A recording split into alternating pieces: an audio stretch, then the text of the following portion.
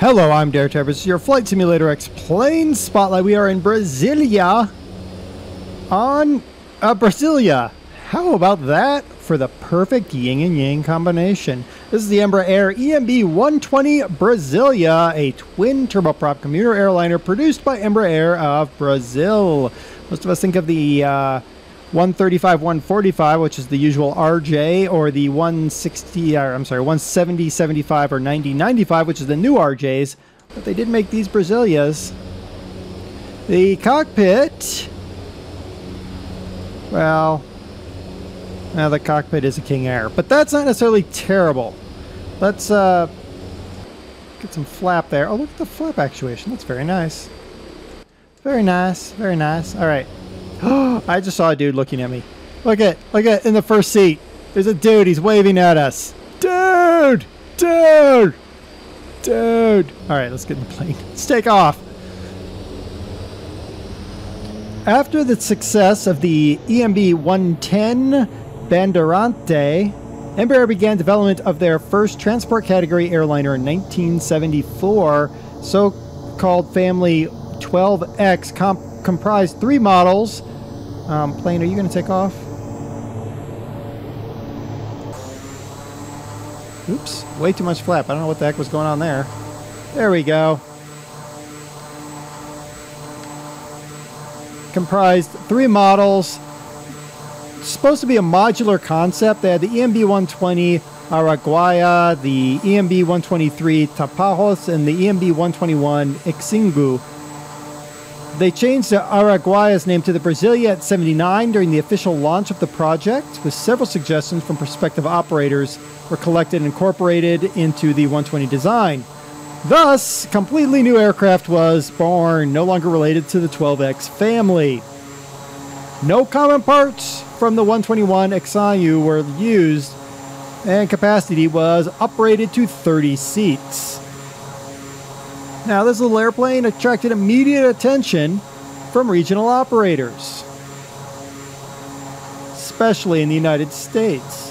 Size, speed, and ceiling allowed faster, more direct service around the United States and Europe compared to similar aircraft. First aircraft entered with service with Atlantic Southeast Airlines, ASA, in October 1985. Most of the 120s were sold in the U.S., and other destinations in the Western Hemisphere. Serial production of this aircraft ended in 2001. As of 2007, is still available for one-off orders. So if you really want to buy one, you can get one. It shares much of the production equipment with the ERJ-145 family, so that's always helpful. The Angolan Air Force, for example, received new EMB-120s in 2007.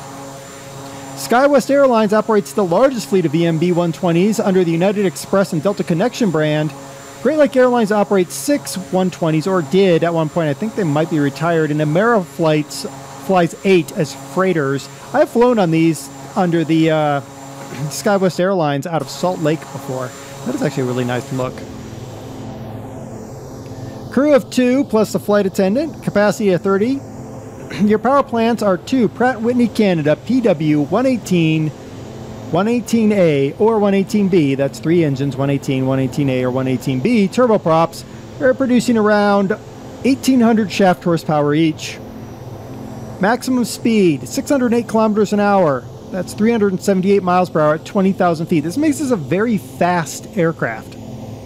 Cruise speed is 552 kilometers an hour. That's 343 miles an hour. And it can go about 1,700 kilometers. That's about 1,000 miles. These aircraft were considered extremely fast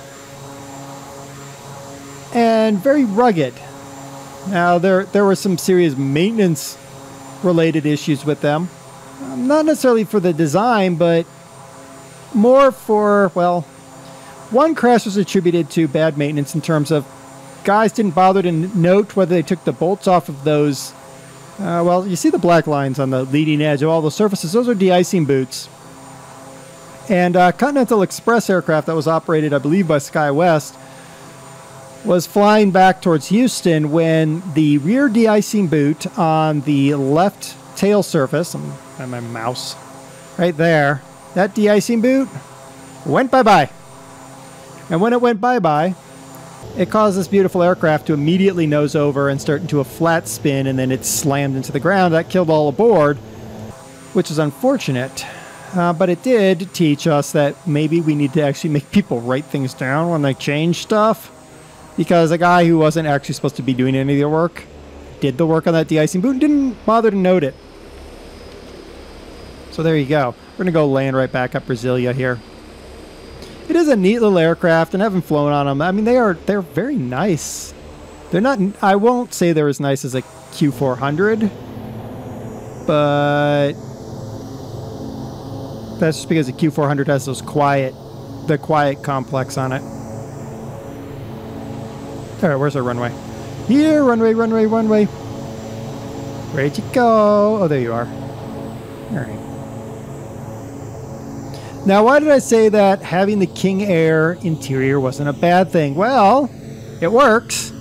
It's designed for a twin turboprop. And if you fly in FSX and you just want to grab a new aircraft and maybe just try out, having something that already has the interior of an aircraft you're used to, that's not necessarily a bad thing. Now, is it great? No. But for a low entry point, meaning it's easy to get into this aircraft and just fly it, having the King Air cockpit isn't a bad thing at all.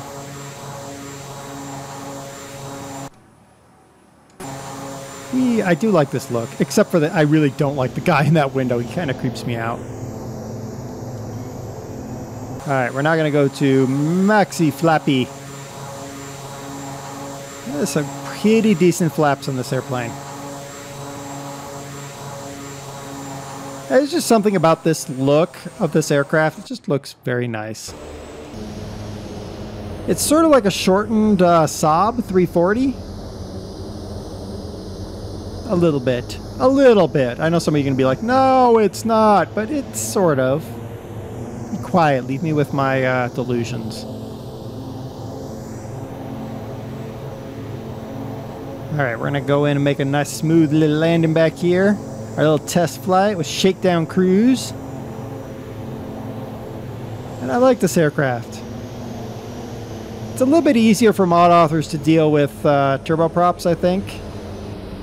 Because there's the nice turboprop packages here in Flight Simulator just from the start. King Air isn't the best, but it's certainly not a terrible aircraft to base your cockpit off of.